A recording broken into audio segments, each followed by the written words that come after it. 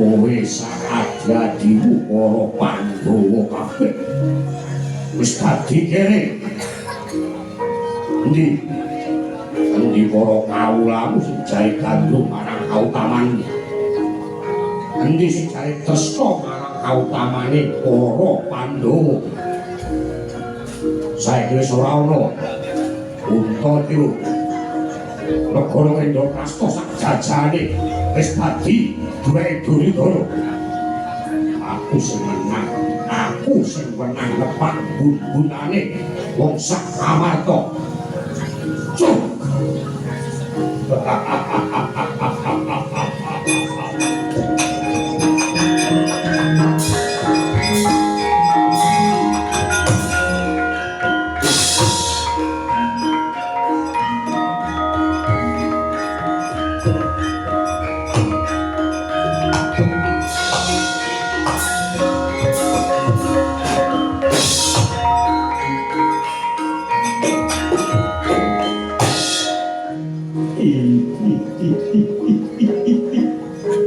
Pandhawa kowe wong cubluk kowe wong goblok apa mbok kira kabeh para kawulamu isih lugu lan jujur kaya taun-taun kapungkur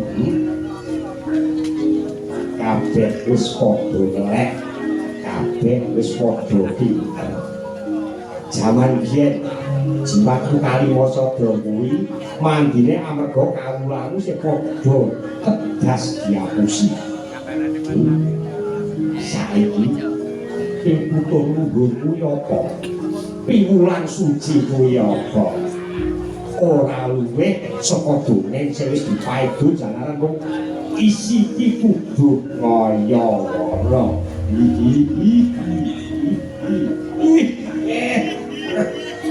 Pandhawa lakon modar tenan kowe klitiken apiran ana jroning alas 13 taun ora kajen ora digagas wong kalah karo pamor pangaribawane saka Kurawa.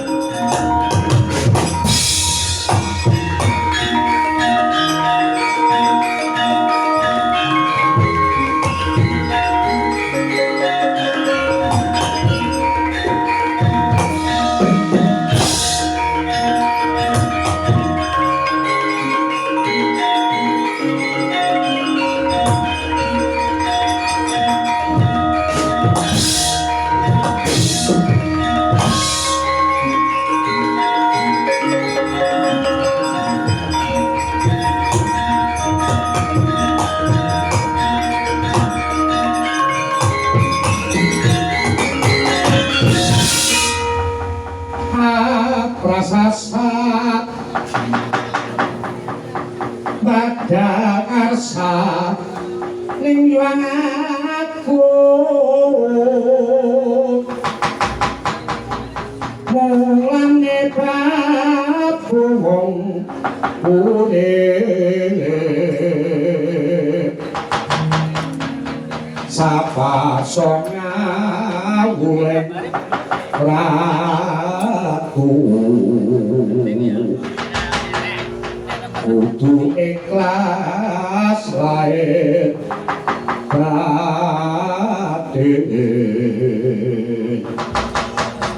ojo nganti nemu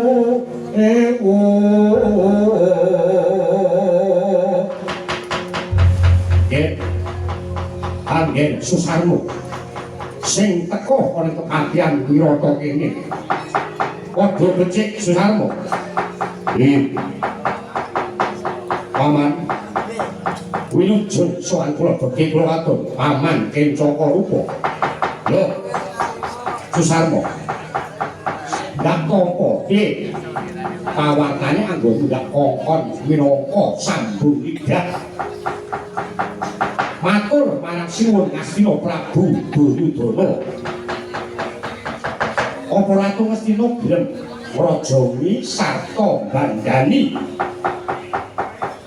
anggonku bakal raman marang Kakang Prabu Duryudana iki Pak saderengipun kepareng kula matur bila sowan kula dhateng Ngastina katapi kanthi sae diri Koko Prabu Duryudana bagus banjur kepiye panemune Prabu Duryudana kok ngaten saderengipun ugi sampun ngantos kejot ing pegale pisan kula aja ngedhek-edheki aku kepiye kula sampun matur menapa wontenipun boten kula tambahi boten kula kirangi wasipun Koko Prabu Ngastina menika sarujuk sarta pinten-pinten brana picis kagem bandani kangge padukung raman dhateng Wirata boten mawi awel nanging piye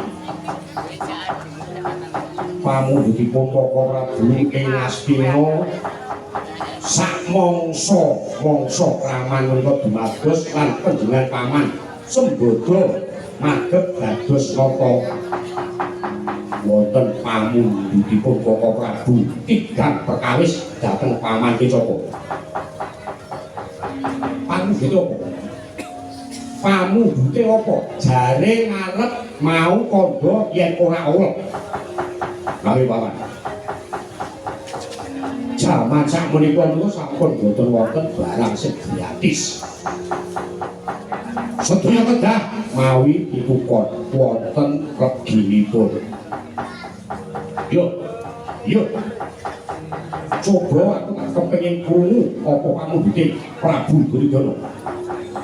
Kakek sepisan menawi paman Kecaka sedaya keberat panguwaos negari Wirata tapel wates negari ingkang iring-iring kebak inten bumi pepelikan sarta sumur lingsah gas menapa dene tapel wates iring wetan ingkang wonten gunungipun Mas gunungipun Tembogo gunungipun Timah nikel perak saksaminipun sedaya kahudhut dening Koko Prabu Ngastina. Lanjut kabeh pindhonipun Ngastina menika kejawi negari ingkang sifat adikuwasa inggih adidaya samukawisipun kalebet ing reh dedagangan pamundhutipun Koko Prabu Ngastina sedaya barang saking Ngastina menawi mlebet dhateng peken-peken Wirata kedah tanpa pajak boten. Dene barang saking Wirata menawi dipun kintun dhateng Ngastina menika kenging pajak 20%.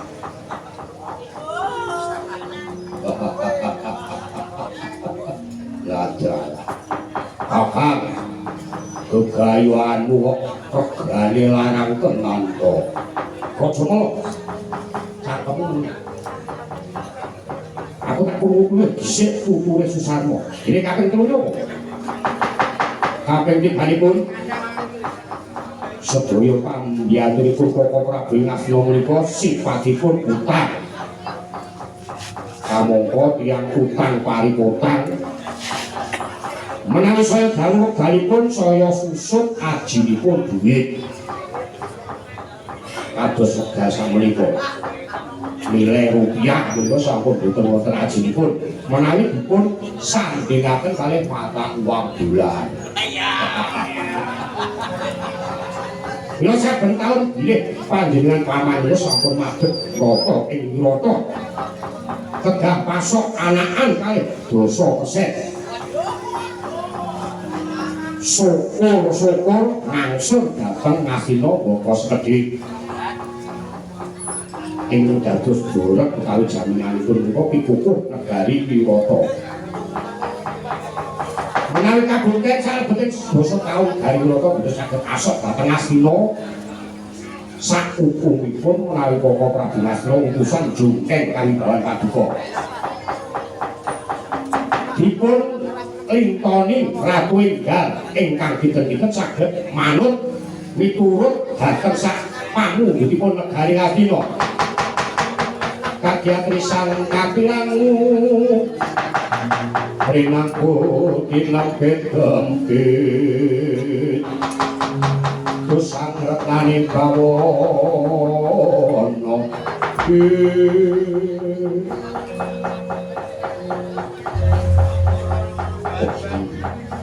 Susarmo pamungguh Ratu Ngastina nggih menika pamungguhanipun Koko Prabu Duryudana jagat lupatul. Kados pundi, Pak? Menika kaitanipun kalih dinasti. Kalih dinasti wektu. Monggo enggal pangandikan. Sabono. Matur menawa patih King Cakarupa saguh liru patra Tandaswa Gesih tapak asta layak perjanjian cap stempel kanggo naleni rebut. Nanging wanti-wanti aja nganti licak kesaguhane Ratu Ngastina. Kula ingkang tanggung jawab sampun watos. Yen ngono jeneng-jeneng gak budal. Lajeng kula bincang kados pundi. Kowe rasa kuwatir. Menawa dadi pambelaku marang Kakang Prabu Durgandana ing Wirata. Kowe mesti tak pikir Kadipaten Kincapura sakwewengkone tak tambahi Dewi Utari anake Wragil Prabu Durgandana sing biyen sing nalika semono gagal kok lamar amarga pangkatine Seta Gumijaya pengen kabeh. Syukur menawi panjenengan boten supit dhateng Kang Putra pun sawah. Kemarin yo pamit. Aman. Sipro bolan kuning abrang campur. Campur satu.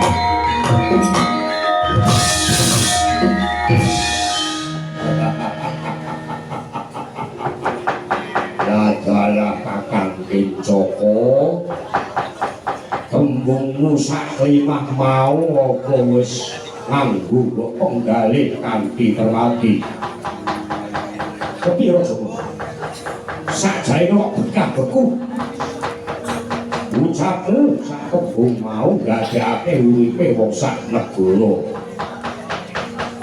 banjur yen wis sida dadi ratu terus kudu ngiris laladan Wirata isih kawin mbuh asok bondo semono kae menyang negara Astina terus kaulamu bekokon mangan apa kan sedeng saiki sing wis nyambut gawe wae akeh sing padha dilereni sing durung nyambut gawe rebutan gawean nanti direwangi eker-ekeran pajak mudah dikatelak regan sakolarang duit Wirata wis ora ana ketajine kakak yo Bu takon aku wis Bu aku redep bakune aku bisa kuwasa bisa wibawa bisa mukti bisa kucara aku bosen direk marang Prabu Durgandana ratu tuwek eklek wis ora iso ngapa-ngapa lagi gugu karo kawulane kabeh aja ngono ana dawuhmu apa Akang wose kowe sik kepengin melu aku apa kowe pengen melu aku apa arep pindah juragan apa kowe sik arep melu Ratu Wirata yen kowe balik bilani Kakang Durgandana tesih tetel juane kasatriyamu iya ora ono pilihan kang liya Kakang takutke sak aku catramu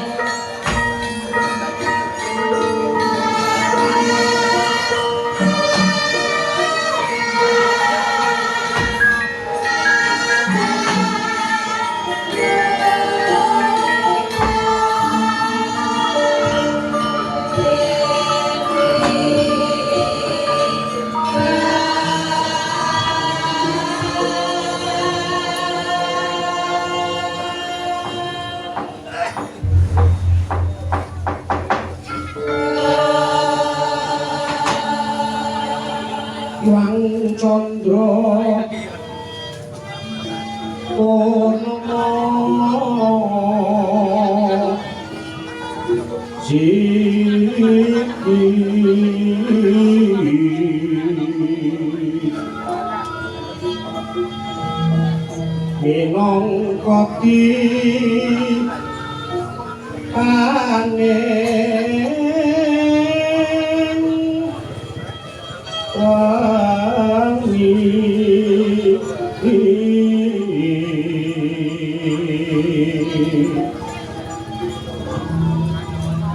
bintang laras kumanyar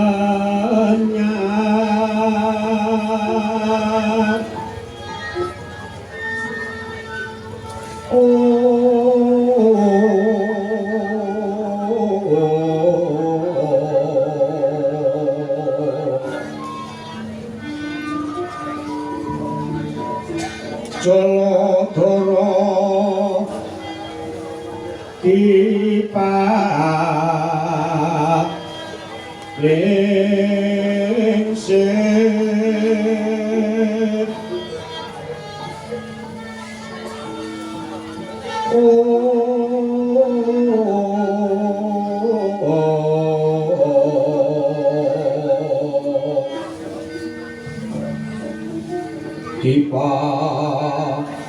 diparingsit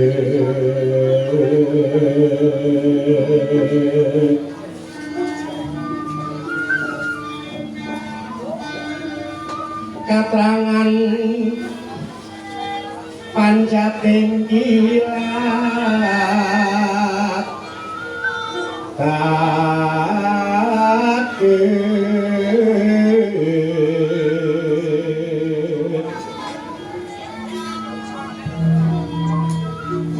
anarnatek limut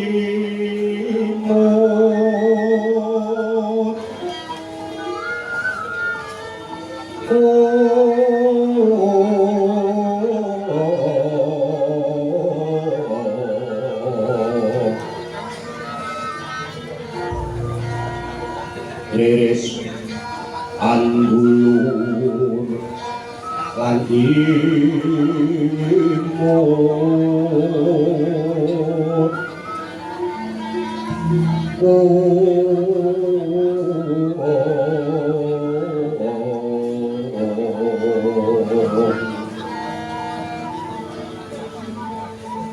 rumen mulat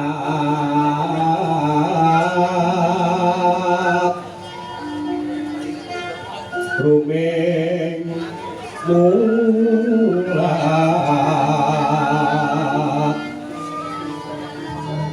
sorap sari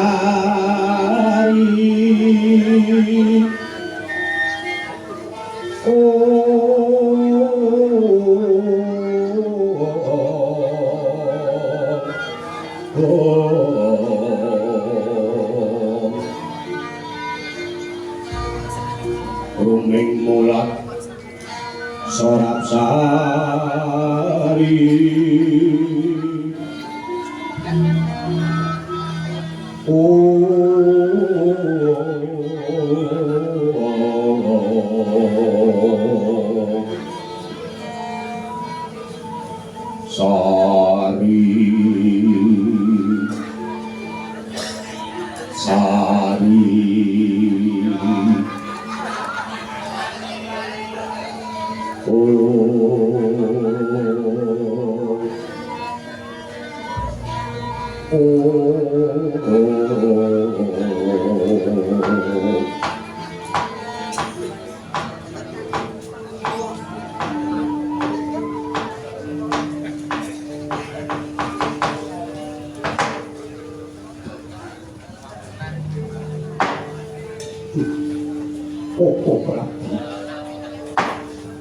Mula pancen menika pungkasan lampahan kula sakadang Koko Prabu kadang paduka Pandhawa Koko Prabu Dwarawati Kyai Aji sampun ngantos darbi panyokro ingkang mekaten Pandhawa tentu panjang yuswa pinardawa ing kawinjenganipun Kyai Aji Koko Prabu ingkang kula tangisi sanes kasangsayan kula sakadang mapan kula sakadang sampun lega ila pasrah nariman menawi kedah nglampahi pacobaning Bathara ingkang semanten agenipun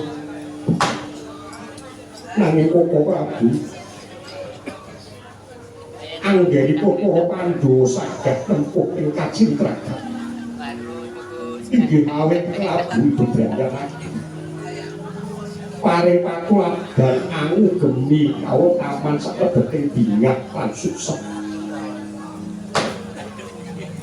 nanging nyatanipun jebul para kawula sapunika sami boten tiyang anggenipun anggeben kawutaman katemah kenggo ing gegijut kagiwang gebyaring kapanan prasasat keh wong kang merong kurang margi kasekian wis ora katon Koko Prabu kai nanging langkung sumangga lenggah ingkang prayogi Rakanto Dwaraka badhe diatur nuli sumangga Koko Prabu mapan sampun dados keparing jawata gumelaring ala lan becik wonten jagat menika sok insuk mawi pasang surut ing wekdal samangke peteng dedek lelimengan kawontenipun jagat prasasat boten kenging dipun ajeng-ajeng pundhakipun pepeteng nanging yayi ingkang pitados dhateng Rakanto nggih jagat menika mawi owah gisih kados dene ubenging roda bedhati sinten kemawon kang kepengin ancik-ancik wonten inggih roda bedhati ngalang-alangi dhateng ubengipun mesti badhe tumpes kalindes dening jaman nanging Koko Prabu paribasan soroting srengenge para Pandhawa menika sampun manjer kepara gumrewang mangiran sepinten dangunipun umuring para Pandhawa menika kilodrat saged menangi jaman ingkang dereng kaleman menika Koko Prabu lha iya kula kremut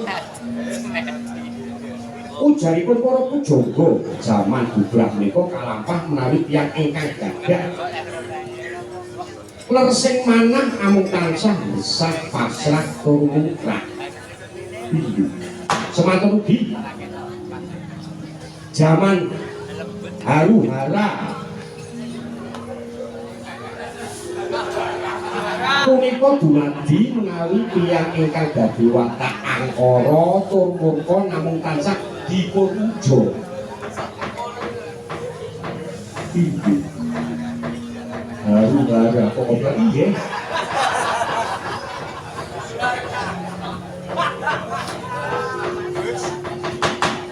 tansah dipun uja lan boten wonten ingkang wantun andika senajan boten menang ana jaman kencana nanging sak boten-botenipun menawi para kadang Pandhawa wiwit dinten menika wiwit kupiya gumregak tumandang sak kadiwasanipun lan sak kuwagangipun nandur pari jero bebasane temtu ing benjang putra wayah bundut canggah ingkang nduk kamektenipun jaman monggo lajeng menapa ingkang kedah dipun pindah ke para Pandhawa Koko Prabu mapan menika sampun umaos pantok rekaosipun panandhang ingkang ngedeng dipun sanggar Kyai panjenengan kedahipun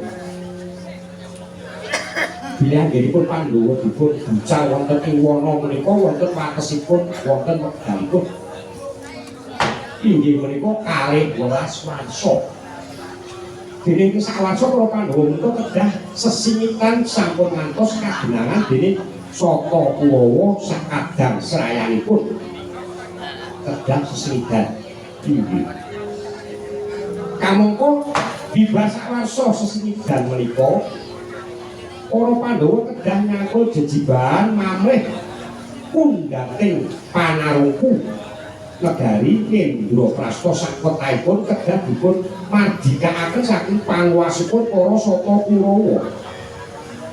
Inggih para Prabu.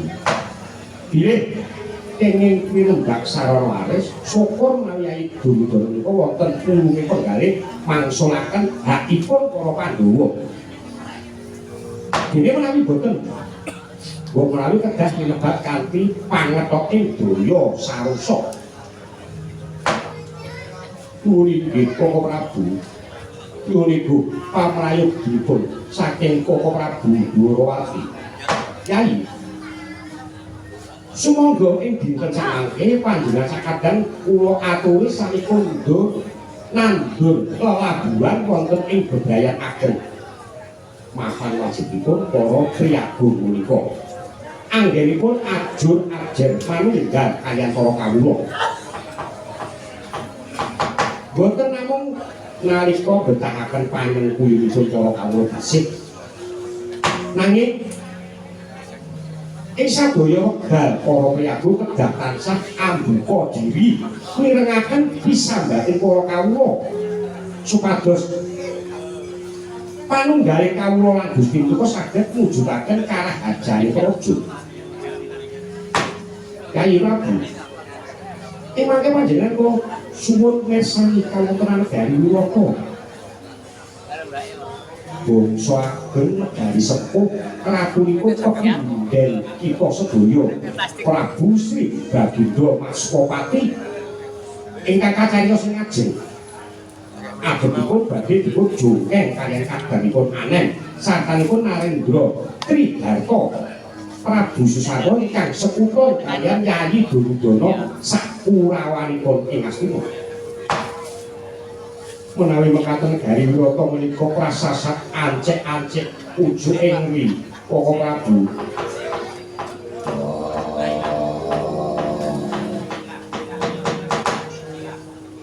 Ciluk kapaku iki kahanan lagi gawat kaya ngene. Aku kok kok urusan apa karo kedhuareku pati kakangku. Kosek to Yai, kosek. Kowe Doro. Kowe ngono. Tuturku sithik yo Yai, agi tutur. Kelakon Negara Wirata ku prasasat kelakon kaya lakone negara Indraprastha dina iki. Padha-padha anggone ngalami penjajahan. Bedane menawa Indraprastha dijajah sarana kekuatan ingkang kasatmata. Wirata iki dijajah kanthi cara alus, nganti ora krasa menawa sejatine negara kang maune gedhe lan wibawa iki wis ora mardika meneh.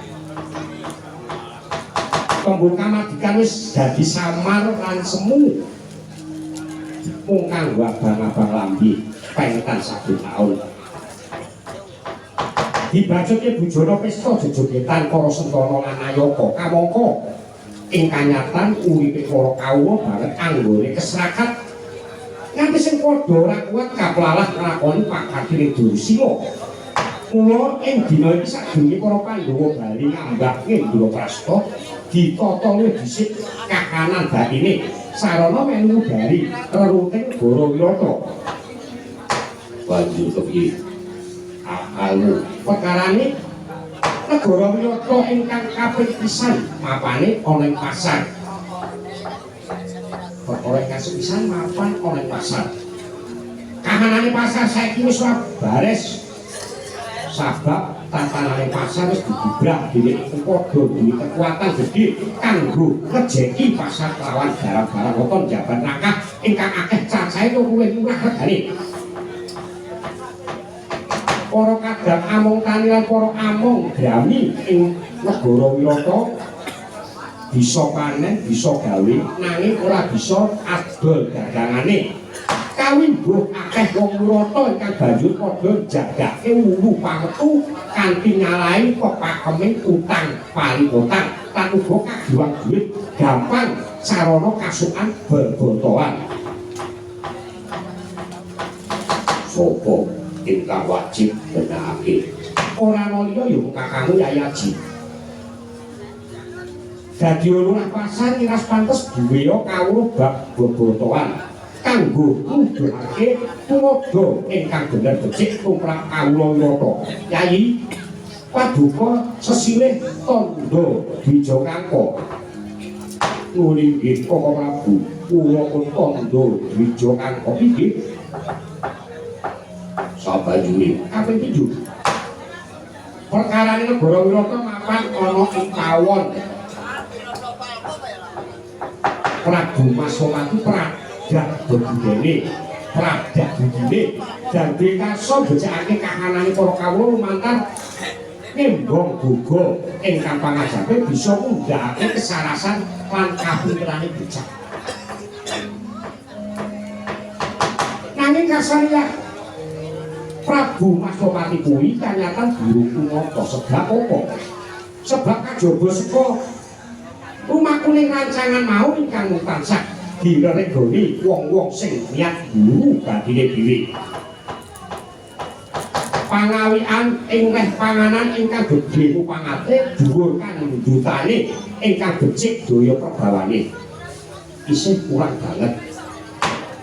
Siadi dadi tukang masak ya ngiras pantes dadi jagal satu kewan karo juru pasok susu lan udhok marang guru jenenga Joko Balowo yo jagal Abilowo. Aku tukang terang kokon dadi juru maksa. Mangsa aku enak tur murakabi. Buktine wis sak Jodipati ora ana sing gering, ora ana sing lara-laranen. Sebab anggo musak olah-olah ku dilambari amaksud dirkang permati tumrap kasarasan lahir lan batin. Wirata ora ana wong sing kaya kowe Yayi. Yo. Yen mangkono tak sambi buka warung apa itu. Warung piye to? Iku tak jenengan kasitu. Kok malah kaya wara to? Kaping telune perkarane negara Wirata ana ing kawiyatan lan reh ing kabudayan. Apa perkarane? Wong Wirata kuwi paribasan anempuh unen-unen wong Jawa kelangan Jawane. Tegese wis pangen karo jati dirine. Kula pepungkane kahanane Wirata kuwi mumusi jare lagu Tabola Bali. Sing tegese wolak-walik. Pawiyatan dianake ora kanggo nata kapinterane bocah nanging kanggo nyithak buruh adatur ukon sing payu galap dodo gaune. Guru-guru ketiban garapan sing ora ana sambung lakote karo panggula wentah lae batin tumrap murid. Entek-entekane donya mbah dhuwit kawula kekucak ilang wibawane sak temah ora bisa mangreh lan nata tingkah lakune para siswane.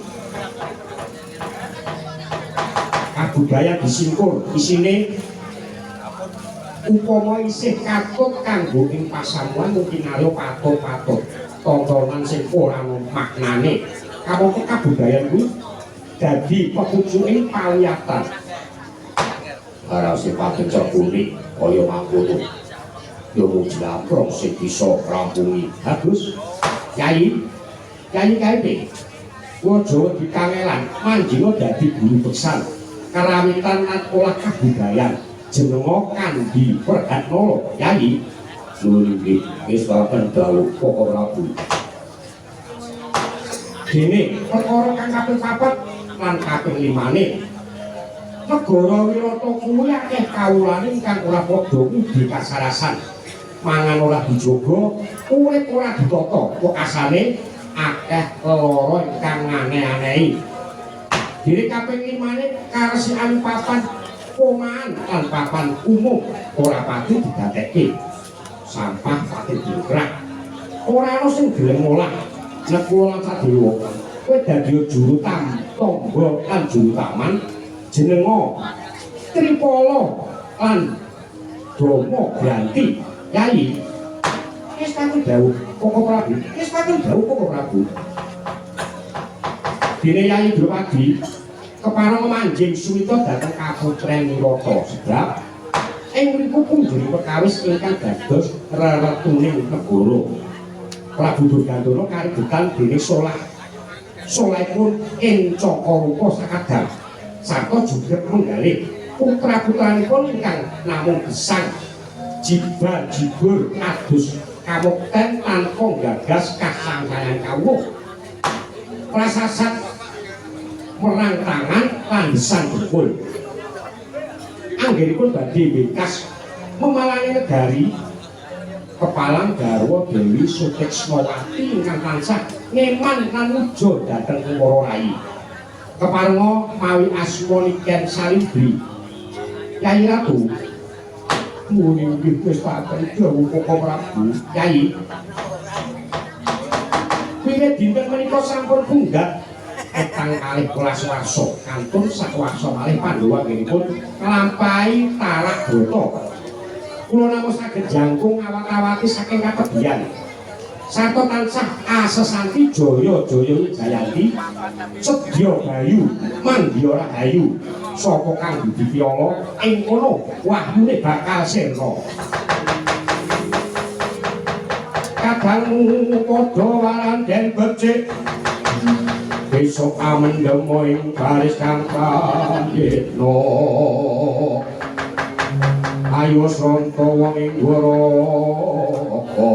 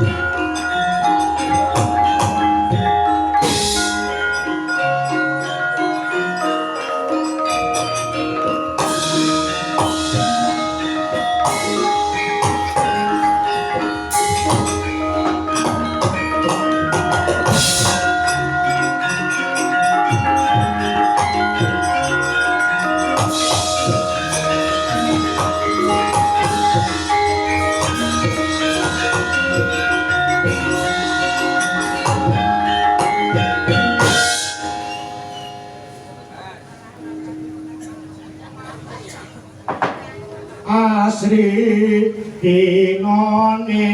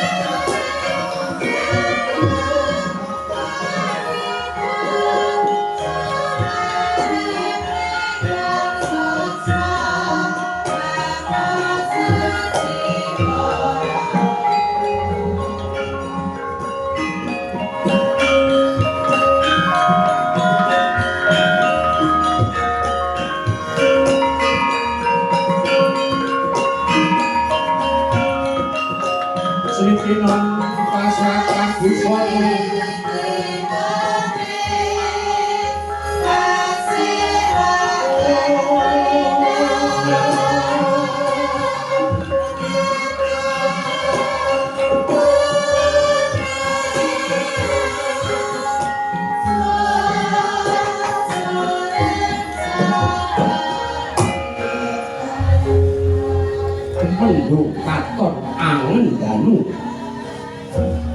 ngeliputi praja ing nyata mangkono candraning kang nedhep anandang lugating tias kekes kaworan wiris denira dahat anggagas ubara dahurune praja persasat ora kendhak ing pambudidaya mandhar mangkin angerga ingkang sami olah dosina yen pauso Prabu Maswati ya Prabu Durgandana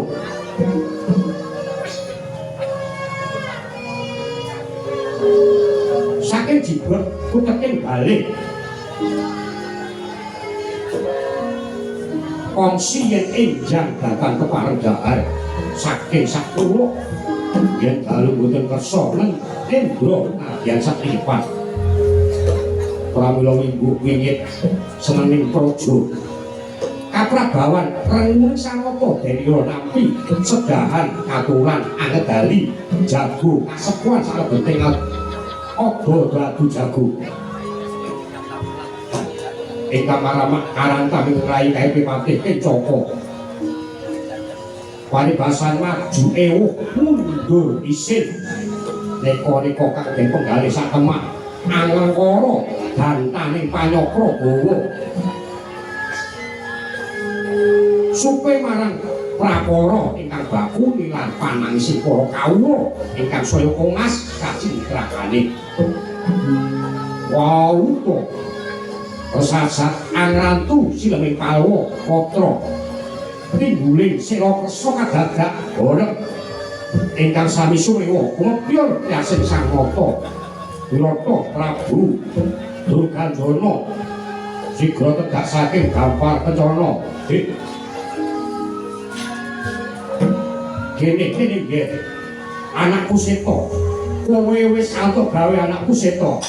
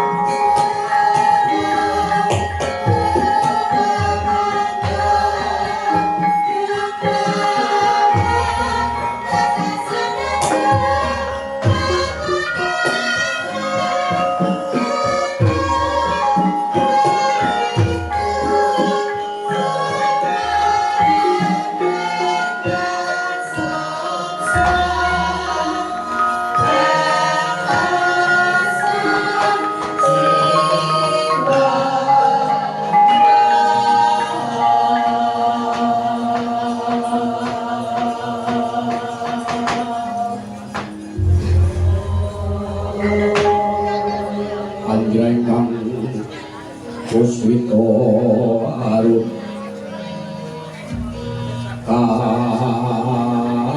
Kasiring Sambilono Gambe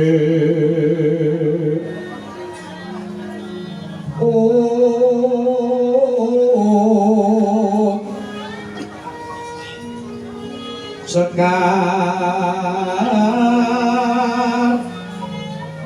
Gadu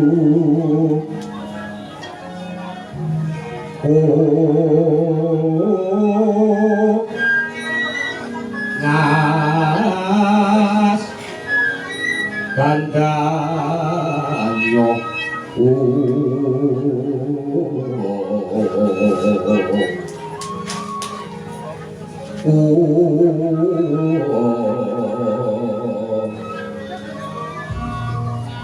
Aweh raras Ratnane Bliyo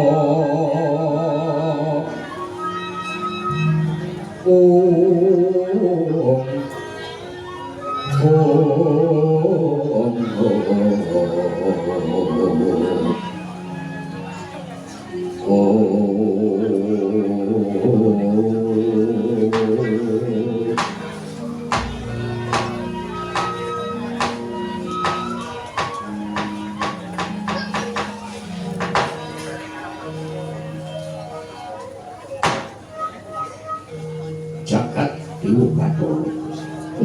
Seto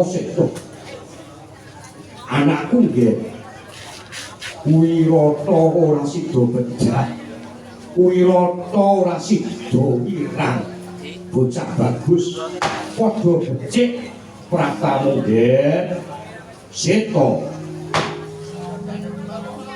nggih Kanjeng Dulaji awit saking sik ing Juang Agung sakanipun parestu dalem Kanjeng Rama Dulaji Raharja lampah kula bekti kula kadol Dulaji yo tak apa pangestu ketampanan bocah bagus kula pun mustaka mugi dados jejingan Kyai Dulaji kula aturi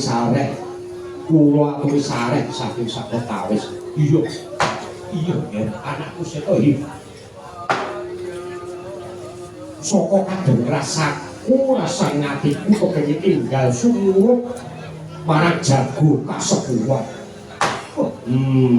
sembodo tenan sembodo pinter yen golek jago Seto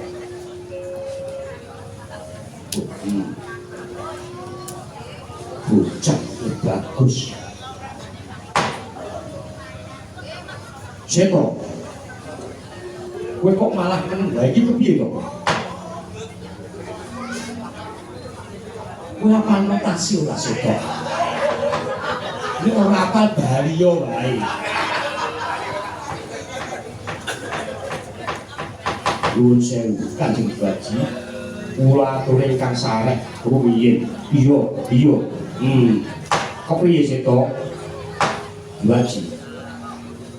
Rek ning punika panjenengan dalem angalap dodo bawuhipun para kawula kamangka punika inggih kawula paduka ing Wirata kinten kula prayogi menika paduka Kanjeng Dulaji karsa andangu rumiyin dumateng lare punika jer lare punika wonten ingkang amajidi sartanipun wonten ingkang ambawakaken lan supados angaken ingkang sejatos Kanjeng Rama. Lha apa mau nang takoni wong iki sampun lha banjur Kanjeng Dulaji keparenga angenggahaken jejer paduka menika minangka pengayoman para kawula ingkang sifat pengayom menika kenging angayem dhateng ingkang angayom. Kepiye to tembung kok bulet wae. Dulaji kawula paduka menika inggih sifate janma manungsa. Kamangka janma manungsa sami anggadhahi hak amanungsanipun piyambak-piyambak. mandiri pribadi minangka menungsa saklokaipun ingkang marjika. Pramila bab menika sampun ngantos dipun singgung. Sumangga paduka andhawu piyambak dhateng lare menika. Oh, bocah lanang. Bocah lanang.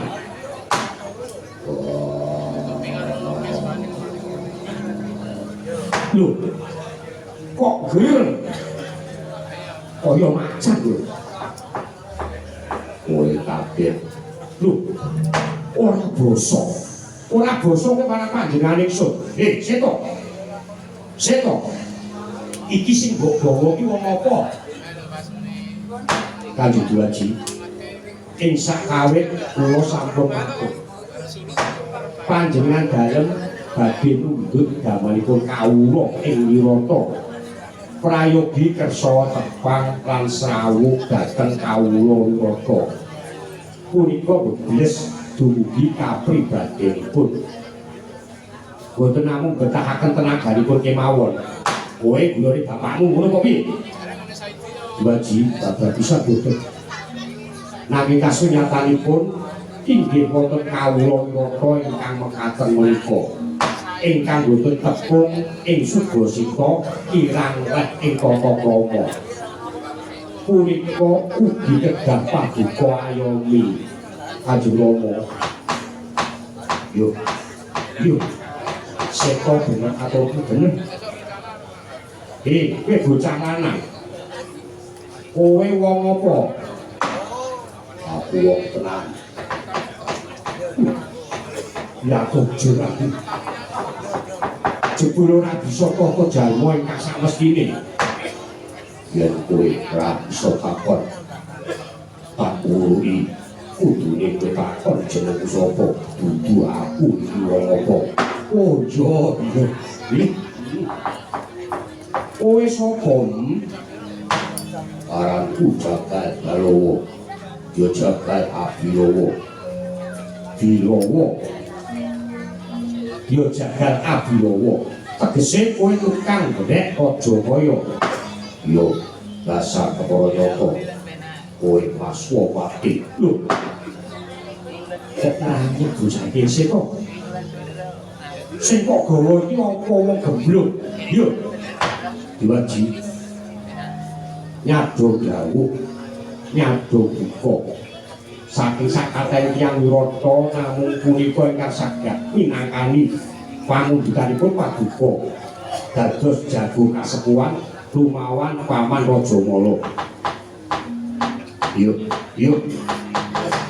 Pancen yen isih genet nalar lan petunge. Tak kira ora ana wong Wirata sing nandhani perkara iki. Kowe genang geneng apa? Sing janjane dalem aku apa malah kowe kabeh. Lho. Kepriye to? Kok kowe duwe tembung kaya mangkono? Maswapati rawuhku. Munggo tembungku kaya mangkono kuwi. Pikiran sing genep, perhitungan sing cakep. Ing atase rada diri anggone mangan sego. Padha-padha kitahe dewa sing nandur nyawa. Kowe dadak sulap nyawang karo sapada padane ditak. Lho, ora perkara kuwi. Ora perkara kuwi. Kowe ora krungu kasetengan karo Sang Rajamala. Persasat luput loro alis ing pati. Aku ora perlu krungu. Butuhku aku nandhangi penjalukku. Yen menang ya kejaku, yen kalah ya kejaku. Piye to tebungmu? Ora mangkono lho. Iki dudu kalangan sebaiknya padani. Duduan du jago kaya botoh. Dusun para saudon lan perusak urupan. Iki totoane negara. Yen jago kasepuhan kongsi kasoran, aku sak kudu bantu ago bermanuk kudu lunga saka negara Wirata. Yen wis mangkono mau. Kira-kira sing edan aku apa para priyagung Wirata. ing atase sing ketar-ketir kelangan kalunggan kawibawan kowe sakluwarga kawulamu sing dikongkon melu kosok lan maneh kowe kuwi apa negara kok dienggo totoan apa ora noleh pangkasan sayang para kawula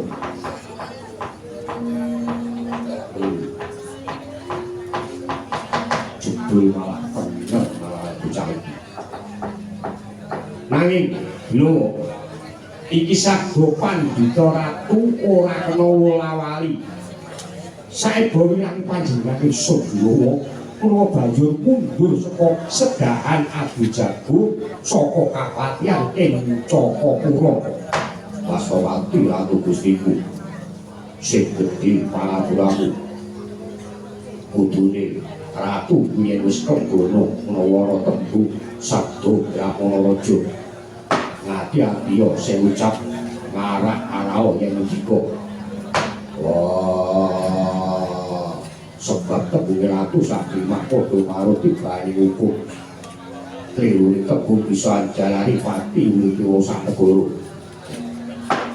kira-kira menawa kawulamu kebajengku mungkin ucap kaya mangkono nitipake pati urip wong pirang-pirang uta oleh kalangan Adu Jago apa yang bakal arep meneng bae lupute meneng kratonmu bisa dadi kalang abang yen wis ngono apa ora kelakon negara Wirata disurat Ratu Manca Praja kula aku saben napani dawuh sing rempet iki dudu eman marang keprabunmu sing tak eman Praja Wirata supaya ora dijak-jakan ratu liya negara sakwanci-wanci ana lakon bondo kalani Rama-rama dewane ingsun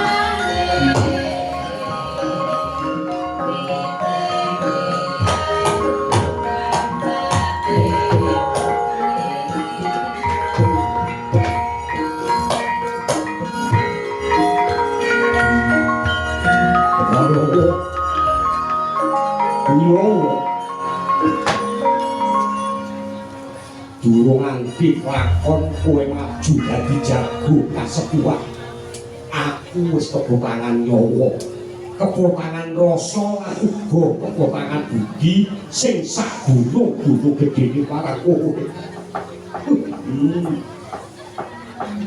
banjur lakon iki becike kepriye Balawa Wasawati Ratu Gustiku aku ora butuh mbok alem aku ora butuh mbok sugih-sugih aku wis saguh nandhangi pamundhutmu nanging iki tegese kowe kepotangan urip marang para kawulamu kabeh wah mulo sakabeh rasa iku genten ana kanggo rasa welas asih lan tresna marang kabeh kawulamu wis Wasawati Ratuku pangestu sing tak jaluk Balawa panjenengan ingsun ngedakake bumi panuwun marang Siwa Balawa dene sira saguh ngawaki nangka jago ing kasepuhan nanging ing wawasan ingsun sira iku dudu sakbaene jago sira iku senopati ning para kawula dasih apa sing bisa ndak tindakake kanggo tunggul lakumu murih lanang juritku Balawa. Masowati ngatu Gustiku, yen pancen tulus anggone bakat Marisa Biatu marang Balawa, aku mung njaluk telung perkara. Kaping pisan, jago iku maju kudu kanthi botok, aja terus maju seta Gustiku wae sing makili ana kalangan. Yo sadajure kaping pindhone kembar Gustiku Utara lan Ratsangka ngawat-awatono marang lakuku sawanci-wanci ana lakon bondo kalani dimene bisa enggal sengkut tenggalani. Yo kaping telune aku njaluk saksuwene adu jago Maswapati Gustiku aja metu saka sanggar palanggatan, aja kendhat nggonmu memujuk yen mbles pamujamu kadyan jagat ana raja ngala rangkep papat Bilawa sing menang koso baline yen mung lamisan anggonmu juru marang aku aja arep-arep baliku jisengku gawanen bali menyang pejagalan dimen diupeni kawula cilik sing unggal penandang kawan aku Masowati Ratu Gustiku. Bermoro lemang uswa nyambreng ati karunaning kaswasi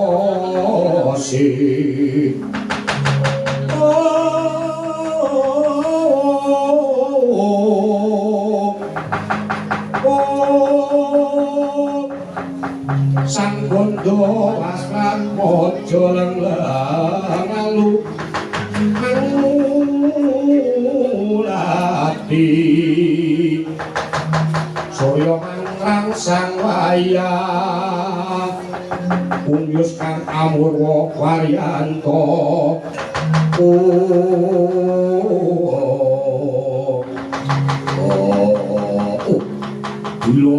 Bilawa uga lanang juritmu kurang ngadak nendraku tak sangoke muwirah ayu lakumu yo.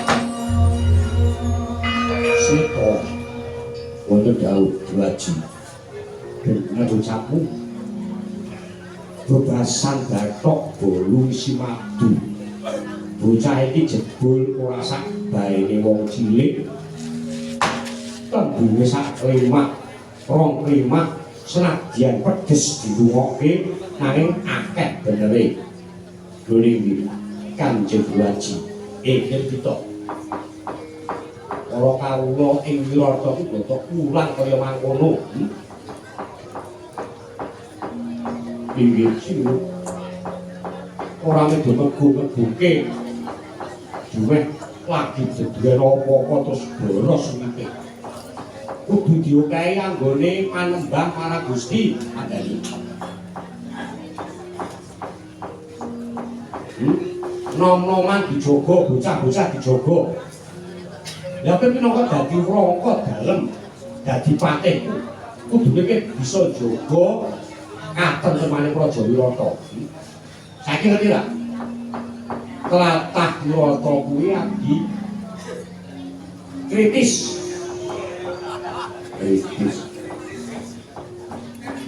Kuwi gawat saiki nom-noman Wirata iki padha karo.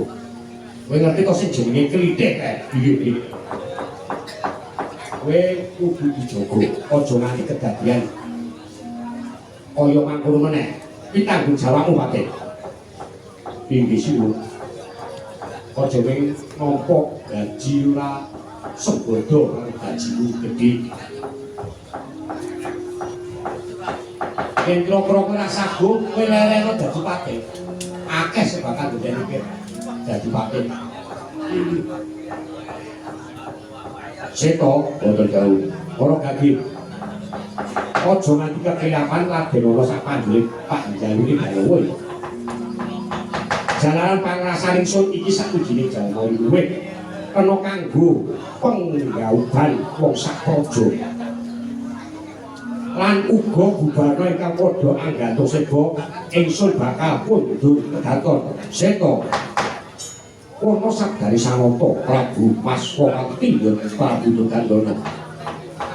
Asane kali asaka ndur anget dhateng manjing ing Koko Pusantara. Jelek kedak saking dapat denta kenayang saking para mbanceti ingkang samya lampir dipatare Prabon. Lamun katina yayah ambalak hak candrane